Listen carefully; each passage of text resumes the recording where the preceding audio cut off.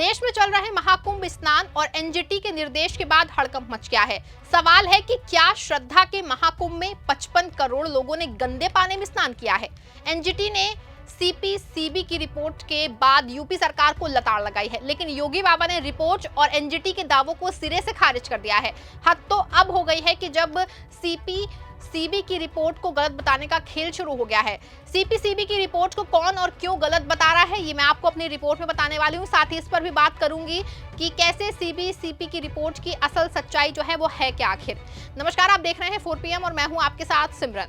दोस्तों, देश में आस्था का सबसे बड़ा महाकुंभ चल रहा है। देश ही नहीं, दुनिया के तमाम कोने से श्रद्धालु प्रयागराज के महाकुंभ में पहुंच के ध्यान स्नान कर रहे हैं।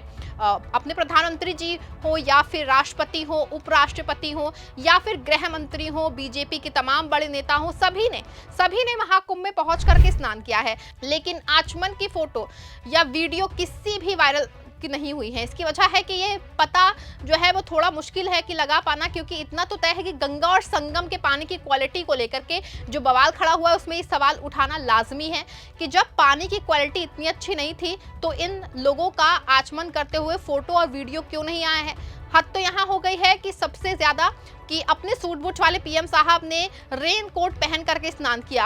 आपको बता दें कि अभी कुछ दिन पहले बॉलीवुड के मशहूर सिंगर विशाल ददलानी ने योगी बाबा को चैलेंज किया था कि अगर पानी इतना ही साफ है तो बाबा को मीडिया से सामने जो है वो पानी पी लेना चाहिए, लेकिन ऐसा नहीं हुआ। आपको बता दें कि एनजीटी ने 17 फरवरी को एक सुनवाई की थी। इस सुनवाई में सीपीसीबी ने एक रिपोर्ट दी थी। सीपीसीबी का दावा था कि 73 जगहों में गंगा जी के पानी का सैंपल लिया गया और इस सैंपल में पाया गया है कि अधिकतर सैंपल में फीकल कोलिफॉर्म बैक्टीरिया जो है वो ज्यादा मिला है। रिपोर्ट में दावा किया गया था कि 20 जनवरी को संगम के गंगा जल में बैक्टीरिया 20 गुना ज्यादा था। 81 में से 44 नालों का पानी बिना ट्रीटमेंट सीधे नदी में जा रहा है। कुंभ सिटी के 1.5 लाख टॉयलेट का पानी भी नदी में पहुंच रहा है। यानी कि सीपीसीबी की रिपोर्ट माने तो लोग प्रदूषित जल में स्नान करके गए हैं। यहाँ से मुमकिन है कि फीकल कोलिफॉर्म बैक्टीरिया की चपेट में आकर बुखार, पेट दर्द और स्किन एलर्जी से जूझ रहे होंगे। आपको बता दें कि दैनिक भास्कर ने वाराणसी से एक रिपोर्ट लिखी थी। इस रिपोर्ट में साफ तौर पे लिखा था कि जो संत कुंभ से नहाकर वापस आए हैं उनको स्किन की प्रॉब्लम हो गई है। हालांकि एनजीटी के आदेश के बाद योगी बाबा ने सदन में खड़े होकर के गंगा और संगम नोच के पानी को साफ होने को लेकर बड़ा दावा पेश किया है। उन्होंने साफ तौर पे कहा है कि गंगा का पानी जो है वो साफ है। इसके लिए उन्होंने यूपीसीबी की रिपोर्ट को जो पेश की थी, इस रिपोर्ट में दावा किया था कि सीपीसीबी की रिपोर्ट गलत है। यूपीपीसीबी ने 549 पेज की रिपोर्ट दी थी। इसमें बताया था कि 9 जनवरी को नदी में फीकल कोलिफॉर्म बैक्टीरिया 2200 यूनिट था।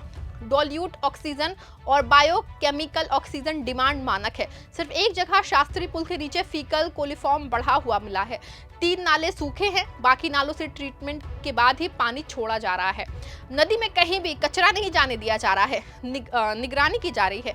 यूपीपीसीबी ने सवाल उठाया कि कहीं सीपीसीबी ने जानबूझकर ऐसी जगहों से ही सैंपल तो नहीं लिए हैं जहां पानी ही गंदा था। इस पर उसे नेशनल ग्रीन ट्रिब्यूनल की फटकार पड़ गई। सीपीसीबी यानी कि केंद्र की रिपोर्ट कहती है कि संगम का पानी स्नान के योग्य नहीं है, जबकि यूपी की रिपोर्ट कहती है कि आचमन भी आराम से कर सकते हैं। केंद्र की रिपोर्ट कहती है संगम में नालों का पानी जा रहा है। यूपी की रिपोर्ट कहती है ट्रीटमेंट करके ही पानी छोड़ा जा रहा है। पहली रिपोर्ट कहती है फीकल कोलिफॉर्म बैक्टीरिया बीमार कर देगा, दूसरी रिपोर्ट कहती है कि बैक्टीरिया की मात्रा मानक से कम है। इसी को लेकर योगी बाबा ने यूपी के विधानसभा में एक लंबा चौड़ा बयान दिया था। आप वो बयान सुनिए। आपको बताना चाहता हूं कि उत्तर प्रदेश जो पॉल्यूशन कंट्रोल बोर्ड है वो लगातार वहां पे जल की मॉनिटरिंग करता है, उसकी गुणवत्ता को बनाए रखने के लिए कार्य कर रहा है। और आज की जो उनकी रिपोर्ट है संगम की, कि संगम और उसके आगे पीछे जो बीओडी है वो 3 या उससे कम है और डिजॉल्व ऑक्सीजन की मात्रा ये 8 और 9 से अधिक पाई जा रही है। यानी संगम का जल स्नान करने लायक भी है और आचमन करने लायक भी है। जो लोग इसका दुष्प्रचार कर रहे हैं उन सबको इस बात को देखना चाहिए। एक समाचार पत्रों में एक न्यूज जो देखने को मिली, मैं भी देख रहा था, पुरानी न्यूज है, एनजीटी के माध्यम से, एनजीटी का नाम लेकर के दिया गया है, किसी ने दिया है, जिसमें उन्होंने कहा है कि फीकल कोलिफॉर्म की उसमें उन्होंने चर्चा की। ये फीकल कोलिफॉर्म की जो मात्रा उन्होंने की है इसमें 2500 MPN यानी मोस्ट प्रोबेबल नंबर, ये उससे उसका मापक माना गया है, इससे कम होनी चाहिए 100 ml में, 100 मिलीलीटर में। और इसके जो अलग अलग नमूने लिए गए फीकल कॉलिफॉर्म के लिए, ये फीकल कॉलिफॉर्म बढ़ने के बहुत सारे कारण हो सकते हैं। या तो कहीं सीवेज लीकेज है, या बहुत बार होता है कि भाई इस प्रकार की नदियां हैं, कोई वह चैनलाइज तो है नहीं, भैंस है, गाय है या अन्य जानवर उसमें आते हैं, नहाते हैं, उसके कारण भी, उनके गोबर आदि के कारण भी इसकी मात्रा तेजी के साथ बढ़ती है। लेकिन प्रयागराज के संदर्भ में जो मैं आपको स्पष्ट करना चाहूंगा कि 12, 16, 20, 25, 30 जनवरी, 5, 10 और 13 फरवरी को जो सैंपल के परीक्षण लिए गए हैं, उसमें संगम नोच पर फीकल कॉलिफॉर्म की मात्रा मानक के अनुरूप पाई गई है। ये Uttar Pradesh pollution control board का है, जो 2500 MPN प्रति 100 ml से कम पाई गई है। देखा आपने योगी बाबा का दावा क्या है। आपको बता दें कि इसके बाद से लगातार पेच फंसा हुआ है कि पानी नहाने योग्य है या नहीं। इसी को लेकर सपा अध्यक्ष अखिलेश यादव ने भी बयान जारी करके पानी की गुणवत्ता में सवाल उठाए थे। अखिलेश यादव ने भी क्या कुछ कहा था, आप वो बयान सुन लीजिए। और फिर आपने छिपा के क्यों रखा कि आपके वाटर का पेरीमीटर क्या है? आप समझते हो ये बैक्टीरिया कहाँ से आता है?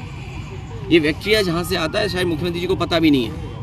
अगर मुख्यमंत्री जी को ये जानकारी होती तो शायद खुद भी स्नान नहीं करते। और अब बात समझ में आई है कि मुख्यमंत्री जी कपड़े पहन करके क्यों स्नान कर रहे थे, क्योंकि उन्हें रिपोर्ट पता होगा पॉल्यूशन बोर्ड की, उन्हें एनजीटी की रिपोर्ट पता होगी कि बैक्टीरिया कितने हैं पानी में। लेकिन मुख्यमंत्री जी को पता होना चाहिए कपड़ों से बैक्टीरिया नहीं रुकता है, कपड़ों से बैक्टीरिया नहीं रुकता है, बैक्टीरिया तो जाएगा ही जाएगा।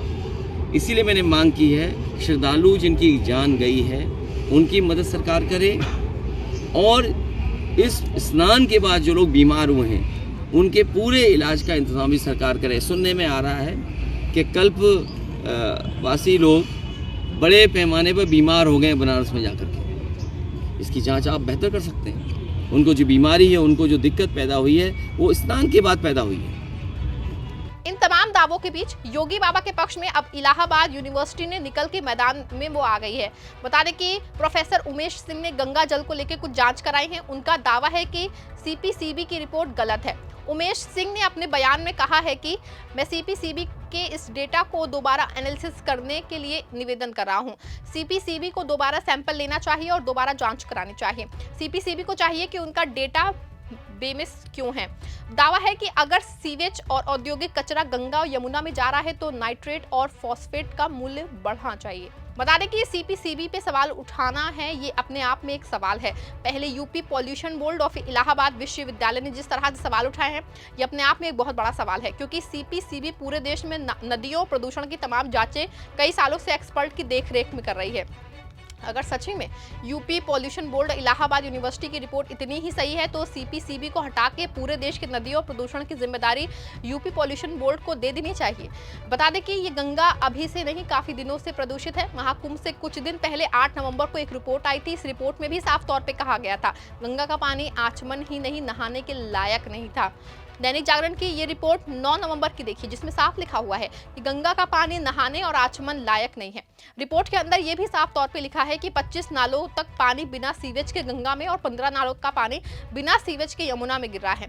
ऐसे में गंगा मैली है। लेकिन इस रिपोर्ट के बाद कोई हंगामा नहीं हुआ था, बल्कि एक ही महीने में पूरी गंगा को साफ बताने का बड़ा दावा ठोक दिया और एनजीटी के आदेशों को हवा मान लिया गया। लेकिन जब महाकुंभ में एक बार फिर से एनजीटी और सीपीसीबी एक्टिव हुआ तो योगी सरकार के दावों की कलई खुल गई।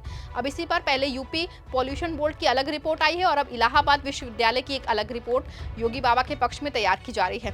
आपका इस पूरे मामले पे क्या मानना है? क्या सीपीसीबी की रिपोर्ट को दबाने की साजिश हो रही है? कहीं ऐसा तो नहीं है कि योगी बाबा खुद को बचाने के लिए सब कुछ कर रहे हैं? अगर इलाहाबाद विश्वविद्यालय इतना पहले ही जानता था तो क्यों नहीं अपनी रिपोर्ट सरकार और एनजीटी को देता रहा है? अपनी राय जो है हमें कमेंट में जरूर बताएं। खबर अच्छी और सच्ची लगी हो तो खबर को लाइक और शेयर भी जरूर करिएगा।